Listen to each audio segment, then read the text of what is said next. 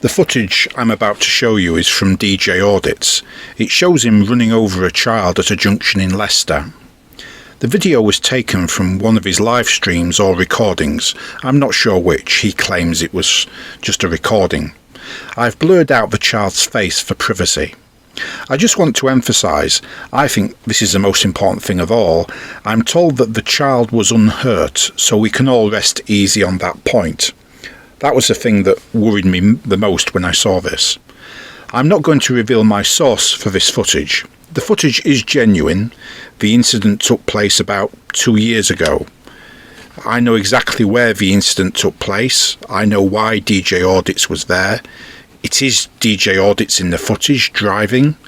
I have reason to believe DJ Audits lied to the police about what occurred. Now that I've given you that preamble, I will show you the clip. Then I will offer my own legal analysis on what happened and what, if any, offences DJ Audits committed. So guys, here we are, coming down.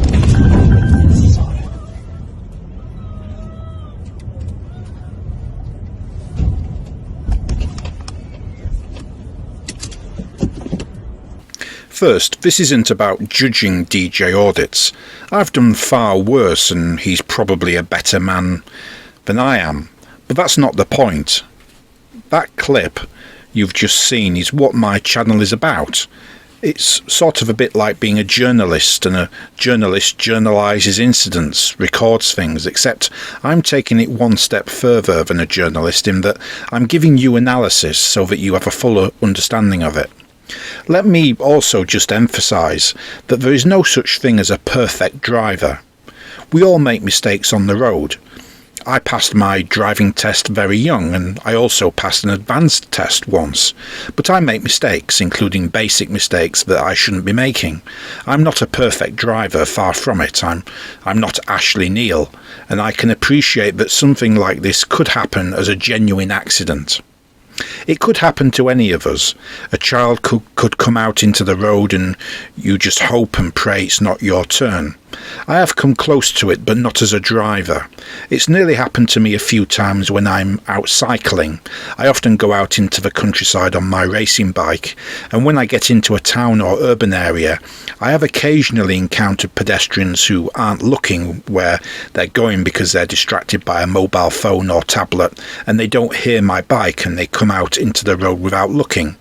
God forbid, touch wood, I've never had an accident, but if I did in those circumstances, part of the blame would be on myself because I should better anticipate these things, and watching that video does make you appreciate how easily this sort of thing can happen.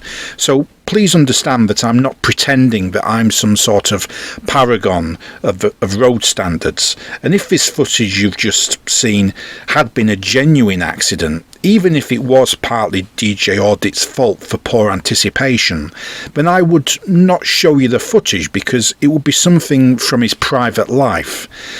But here it's different because he was auditing when this happened, and he was live streaming or recording, so he was doing 3 things at once: driving, auditing, live streaming, and so it is relevant. To put this another way, we can apply a test of relevancy. If we can refer to this person in some incident as DJ Audits rather than by his real name, then it's relevant to my channel. Otherwise it's not relevant. Here we are talking about DJ Audits as an auditor rather than as a private individual, so it is relevant. This is somebody who goes round businesses uninvited and usually unwelcome, giving unsolicited advice, lecturing people about health and safety. As far as I'm aware, he has no substantial qualifications in any field of health and safety. He's not a NEBOSH or something like that, yet he sees fit to stick his nose into other people's business. So let's stick our noses into his business, and I think it is justified here because he did this while he was auditing, which I think he has lied to the police about, and it's relatively recent. It's not something from 10 years ago or something like that. Obviously, the cyclist moved onto the junction after DJ Audits entered the junction, so on the face of it, It looks like it's totally the cyclist's fault, and you can see why the police would come to that conclusion. But that was a wrong conclusion, and I'm going to tell you why. If we look at the clip again, we can clearly see the child emerging to the left of DJ Audits. DJ Audits should have seen the child and could have stopped, or at least attempted to stop. He didn't, because he was distracted by live streaming or recording, and he was auditing using his phone for audio and video, and he was distracted by something he was following. I know the specific thing he was following, and we will come on to that in a few moments. I think the key point here is that the child was within the driver's range of visibility. This was broad daylight, good weather conditions, a dry road, and that junction is flat. There was no impediment to a reasonable driver spotting the cyclist moving onto the junction and slowing down and stopping quickly to avoid a collision. DJ Audits was distracted by something nearby. That something drew his attention away from the road, and it also caused him to enter the junction faster than he otherwise might have done. The thing that distracted him was a fire engine emerging from a nearby fire station, which he decided to follow. Let me show you the junction on Google Street View so that you can see what I mean. Here's a Google map of the junction. This is a suburb on the west side of Leicester. It's a dual carriageway called New Parks Way, and the incident you've just watched took place at the junction that I've highlighted there, which is the junction with Battersby Road and Aikman Avenue. You can see the fire station immediately to the east of the junction, and again I've marked that with an arrow. DJ Audits had approached the junction from the south, and here's a view of the southern approach. What you'll see straight away is that there are street lamps and a pavement and some double yellow lines, and traffic approaches a pedestrian crossing situated at the junction itself. What all that tells me is that this part of New Parks Way very probably has a speed limit of 30 miles per hour. And here we are at the junction. I've added some arrows to indicate key things. The green arrow indicates roughly the position of DJ Audits when he stopped at the junction. The yellow arrow is the point where the cyclist emerged into the junction. The red arrow again just shows you the fire station that DJ Audits was looking at. It's a western fire station that mainly serves the western suburbs of Leicester. But DJ Audits wasn't just looking at the fire station. He was in fact watching a fire engine emerge from the fire station, and he intended to follow it, which is why he emerged so quickly out of the junction and is the reason why he was distracted. Here's what he told one of his followers on the community page of his channel. I'm also aware that he gave a similar story by email to another channel owner, so there can be no denying what in truth took place. We can see that his attention would have been on his right side, whereas the cyclist emerged from the left side. I'll just show the clip again, just for emphasis. So guys, here we are, coming down.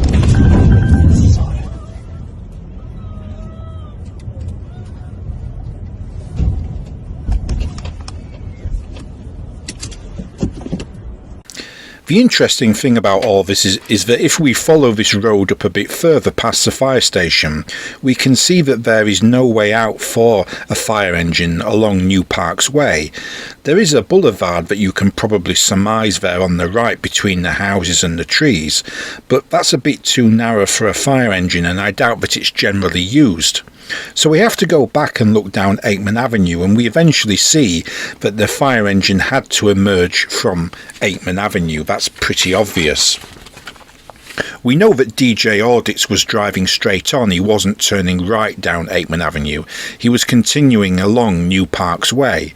Logically, that means if DJ Audits was following a fire engine, which he was, the fire engine must have gone up New Parks Way, yet we can't see the fire engine in the video. I know for a fact he was following a fire engine, so What this tells me is that he may have been distracted by the fire station and a fire engine to his right initially. That may have distracted him as well as he pulled up at the junction, but he wasn't distractedly looking to his right at the point he emerged. He was instead focused ahead of him and intended to catch a fire engine that had already taken off on an emergency call along New Parks Way. This may seem like I'm labouring the obvious, but it is significant to the incident because it explains further why in the clip of the incident he seems to emerge from the junction very quickly and seems not to notice a cyclist emerging from his left. The question all this raises is why didn't the police ascribe blame to DJ Audits for the incident and charge him with a traffic offence? The fact that the child, fortunately, thank God, was unhurt would not be a legal defence for DJ Audits. Before we get to that, let's look at the relevant road traffic law, but let's start with the Highway Code. Just by way of preamble, some parts of the Highway Code reflect the law and are mandatory, other parts are guidance and not mandatory as such. But even the stuff in the Highway Code that is not mandatory is still important to the law because it reflects what is expected of a competent driver. Rule 204 of the Highway Code states as follows: the road users most at risk from road traffic are pedestrians, in particular children, of older adults and disabled people, cyclists, horse riders and motorcyclists. It is particularly important to be aware of children, older adults and disabled people, and learner and inexperienced drivers and riders. In any interaction between road users, those who can cause the greatest harm have the greatest responsibility to reduce the danger or threat they pose to others. Now that's obviously more a statement of principle than anything else, but it reinforces the expectation on drivers. The point is that driving a vehicle is inherently risky. It puts other people at risk, and pedestrians are the most vulnerable of all road users. Even if the driver has right of way, he still needs to have awareness and anticipation, especially in places where a vulnerable road user, such as a pedestrian or cyclist, may appear. The overriding point in law is that drivers have a duty of care to others on the road and should always remain vigilant in situations where the risk of a collision or obstruction is high, for example when passing parked buses or ice cream vans, to give a general point. As a rule of thumb, if a driver could or should have anticipated that a pedestrian may step onto the road, let's say, they must drive with appropriate caution, i.e. slow down. Should DJ Audits have anticipated a child cyclist riding right across the junction, or any cyclist? Yes, because whenever a driver is at a junction that could be used by pedestrians or cyclists, he should not ignore the possibility of an encroachment by a pedestrian or cyclist. It's not as if he was driving along the motorway and the cyclist suddenly appeared out of nowhere. He was in a suburban area in a part of a road with a 30-mile-per-hour speed limit and a pedestrian crossing where cyclists and pedestrians would be expected to cross, and where he, as an experienced motorist, should know that such things can happen. Something of broader interest but worth taking into account is research by Professor John Wann at the Department of Psychology, Royal Holloway, University of London. Professor Wann discovered that children cannot accurately see or judge vehicle speeds above 25 miles per hour. I've included a link to this study in the video description. The study suggests that some 6 to 11-year-olds may not actually be able to tell if a vehicle is approaching at all, even if the children are paying close attention to the road. The same principle applies to those aged over 75, as out of interest. Without getting too scientific, but for anyone interested, the speed deception is based on what's called a looming rate, which in very simple terms is an effect upon someone's perception of speed and motion. The inability of children to accurately detect vehicle speed helps to explain why areas outside schools are often already subject to 20-mile-per-hour speed restrictions, even if only during school commuting hours. The reduced speed makes it easier for children to detect a vehicle's speed of approach and also gives a driver more time to react if a child gets their crossing decision wrong. If an impact is unavoidable, the risk of fatal injuries being sustained is reduced by the lower speed of the vehicle. Professor Wann himself puts it this way: "This is not a matter of children not paying attention, but a problem related to low-level visual detection mechanisms. So even when children are paying very close attention, they may fail to detect a fast-approaching vehicle." Professor Wann also says, "These findings provide strong evidence that children may make risky crossing judgments when vehicles are travelling at 30 or 40 miles per hour. In addition, they are more likely to step in front of the faster vehicles, which therefore increases the risk fatality." Now, what I notice about the clip of DJ Audits driving is that he is distracted. He's, as we've mentioned, he's talking to his live stream audience or recording or whatever it is, and he enters the junction at quite a speed. He enters the junction at quite a speed. He obviously doesn't think about what he's doing. He just assumes that the junction is clear and he can just go ahead safely without checking, and he was wrong. Hitting the cyclist wasn't a black swan moment. This was something within the realm of expectation, because pedestrians and cyclists do emerge at junctions where there are pavements and walkways, and as Professor Wann explains, children are especially vulnerable in these situations. If DJ Audits hadn't been distracted by the collision, if DJ Audits hadn't been distracted but the collision had happened anyway, then I think we could have called it an accident, and it would be a civil matter rather than criminal, with liability shared between him and the cyclist, perhaps with most of the liability on him simply because he is the driver.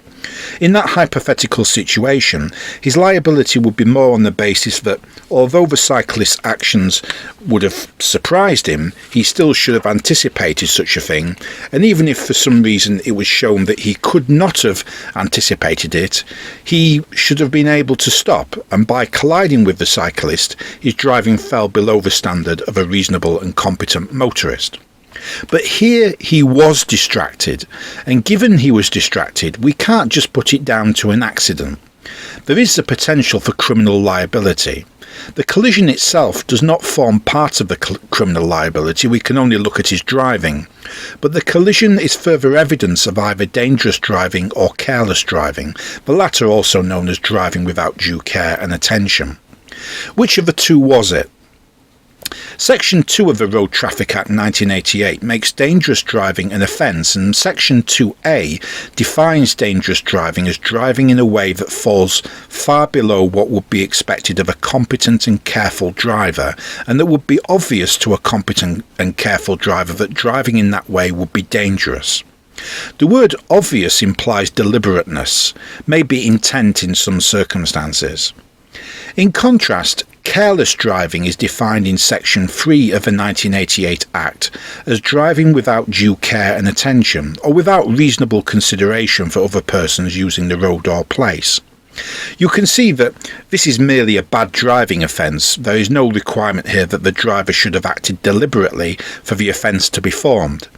Therefore, the difference between the two offences is that dangerous driving involves a deliberate decision to drive in a way that presents an obvious risk, whereas careless driving is just driving that falls below the standard of a careful and competent driver, but is not necessarily deliberate on the part of the driver. If we're going to be strict about this, deliberate is not the same as intentional. The significance of this distinction being that a person can be convicted of dangerous driving even without proof of intent. Though this is only a general observation, and in practice it will turn on the facts of the case as to whether the court will expect to see some proof of intent. Both careless and dangerous driving can also include a different element, which is misjudgment. In the case of dangerous driving, the misjudgment must be of a most serious degree, but I think all that part of it is an aside, because I don't think that applied here. There was no misjudgment on the part of DJ Audits as far as I can see. It was more that he was distracted.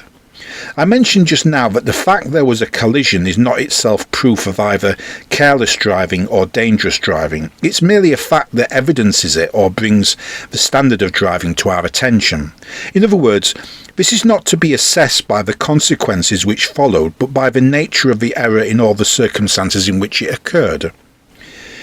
This means, just to repeat, because this bears emphasis, The fact that, thankfully, the child was uninjured does not affect the judgment of whether it was dangerous driving or careless driving. There are 2 points that suggest this should be considered the less serious offence of careless driving. First, and just to be clear, vlogging while driving is not in itself illegal, and we can't say whether DJ Audits is holding a device while he's driving, so we'll give him the benefit of the doubt and say he was live streaming or recording hands-free. Second, the child on the bicycle made the mistake of crossing in front of moving traffic. Although we're not supposed to take this into account as a factor because it's DJ Audits' own driving that counts, not the consequence of his driving, I think realistically it's inevitable that the child's own culpability must weigh into it. However, my view is that this incident was a more serious offence of dangerous driving. There are 3 main reasons I think it's dangerous driving. First, let me repeat. The involvement of the child is irrelevant because we're only looking at his driving. The child was unhurt, but it can still be dangerous driving. Second, the distraction was prolonged rather than momentary. Third, the distraction was of a serious nature in which DJ Audits' attention was not fully on the road ahead.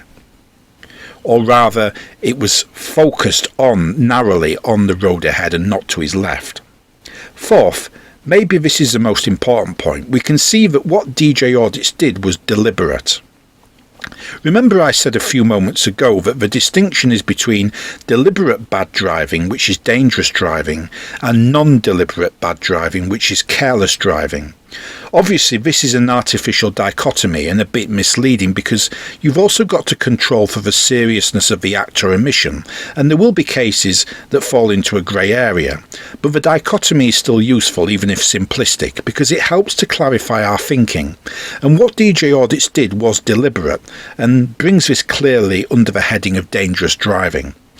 Please understand that no one is suggesting that DJ Audits intentionally ran over some child, but what we are suggesting is that he deliberately drove in a way that put himself and other road users at risk.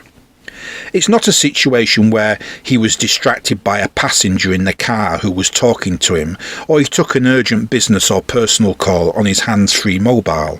That's careless driving, and to be honest, it's the sort of thing that can happen to any of us.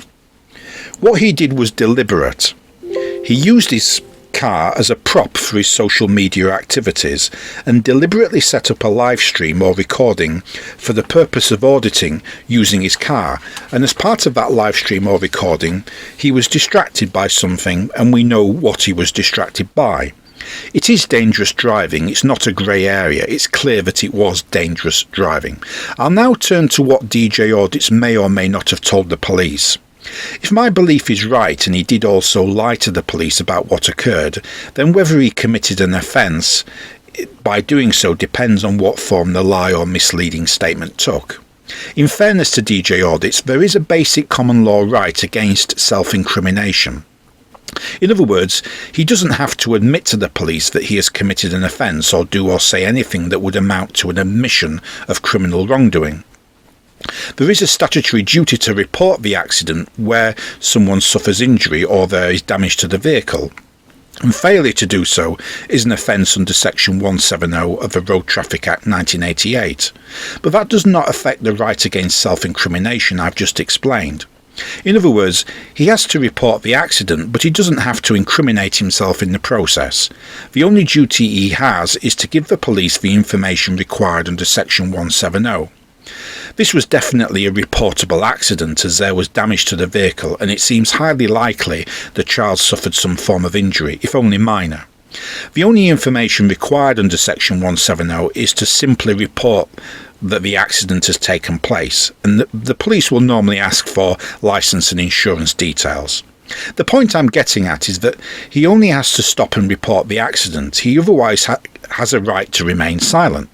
However, if he does waive his right to remain silent and volunteers information over and above that required in Section 170, and in the process lies or does anything to mislead the police or conceal information from the police about a traffic accident in circumstances where a criminal investigation seems likely, then potentially he is committing the offence of perverting the course of justice. That's a common law offence. One possible scenario for how this played out is that DJ Audits gave the police the minimum information required under Section 170, and the police just assumed it was a mundane accident involving a child coming out in front of moving traffic and didn't inquire further. There was no obligation on DJ Audits to volunteer information, let me emphasise, or tell them he had a recording of the incident, so it may have been left there. That's plausible. Yet if we go back to DJ Audits' explanation of all this to one of his followers, he does say that he did give the footage to the police. So the obvious elephant in the room here is the possibility that the police were never given a full account of the incident. There are three main possibilities. The first possibility is that DJ Audits did show the police the phone footage and told the truth about the incident, i.e. that he was making to follow a fire engine up New Parks Way and was talking into his phone. The second possibility is that DJ Audits did show the phone footage to the police, but omitted to mention about the fire engine, instead explaining it as an innocent accident that was completely the child's fault. To help his position, he may have removed the sound from the footage before handing it to the police. Bear in mind here that this clip won't be the whole thing, and there may be a longer clip that shows a fire engine going up New Parks Road at speed and him talking about following it. The third possibility is that DJ Audits is lying to his followers and actually concealed the phone footage from the police, having explained the incident to the police as an innocent accident that was completely the child's fault. I think of those three possibilities, the last one is the most likely, as he could have easily hidden his phone and the police would have been none the wiser. And it could also be that the police simply did not conduct any meaningful inquiries and just accepted the bare information necessary about the accident and required under Section 170. But it is possible that he did give them the footage, and if it's someone in the police who originally leaked it, in which case, in that case it would be case 2, is surely more likely than 1. If he told them the truth, it's very likely that they would have prosecuted him. I accept there are variations on the possibilities listed. Maybe he did tell the truth and the police took no action, but if so, that was surely the wrong decision on the part of the police. Or maybe they did prosecute him and he was convicted and this just hasn't come out. Or the prosecution failed. But if that's the case, he's lying in his public explanation of what happened. Obviously we don't know for sure, but number 3 is surely the explanation that makes the most sense. He simply concealed the evidence and told the police that it was completely the child's fault. If it is 3, then DJ Audits has concealed an arrestable offence, which is in itself an offence contrary to Section 5 of the Criminal Law Act 1967. It's also the offence of, as I mentioned before, of perverting the course of justice, contrary to common law. If it's possibility 2, then it's still perverting the course of justice contrary to common law.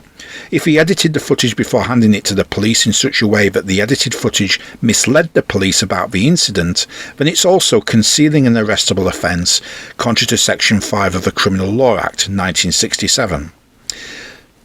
As I've already explained, the offence being concealed or the offence to which justice has been perverted would be dangerous driving, which is an arrestable offence by virtue of Section 24(1) of the Police and Criminal Evidence Act, which specifies that an arrestable offence is, among other things, an offence for which a sentence is fixed by statute and has fixed sentence, and dangerous driving has fixed sentencing codified in Schedule 2 of the Road Traffic Offenders Act 1988. So the offence of concealing an arrestable offence under Section 5 of the Criminal Law Act would apply. Notice that the footage that we've been provided has sound. The sound is what you would expect DJ Audits to edit out of the footage if he was going to conceal an offence from the police. Because remember, as I explained a few moments ago, the original clip will be much longer and probably includes a fire engine speeding off from the junction and DJ Audits talking about following it. So the lack of sound suggests to me that the ultimate source of the footage may not be the police, and he either never disclosed the existence of the footage to the police, or he did but omitted the sound, as they may not realise that the sound has been edited out of it, but they would know if he had shortened the clip. The only alternative is that he did give the footage to the police and told them the truth, effectively accepting a large portion of the blame for the accident, if not the majority of the blame, and opening himself up to prosecution. It is a logical inference that DJ Audits either lied to the police or withheld or edited some of the footage, which amounts to the same thing, or he is lying now to his followers and concealed the footage from the police or was not asked for it. Should DJ Audits have been prosecuted for anything that arises from the clip we have seen and from what we can infer of the surrounding facts? If he did lie to the police or in any way conceal evidence, then as already mentioned, he could be prosecuted for concealing an arrestable offence, contrary to Section 5 of the Criminal Law Act 1967, or for perverting the course of justice, contrary to common law. Turning to his driving, if this had been a situation where DJ Audits was not distracted and the child just came out into the middle of a road in front of him, I would not want to see him prosecuted, as it would not be an accident that's really his fault. But this is a situation where DJ Audits was distracted. His attention was not on or not fully on the road, and the distraction was not just a live stream or recording he was making into his phone, it was also the fire engine he was following. He had set up the phone for this purpose, which means the distraction was deliberately created by DJ Audits himself. I think he should have been prosecuted for dangerous driving. Whether he would have been convicted is unclear, because the court may have taken a sympathetic view towards him due to the actions of the child on the bicycle. Could DJ Audits still be prosecuted today for dangerous driving? The answer to this is absolutely yes.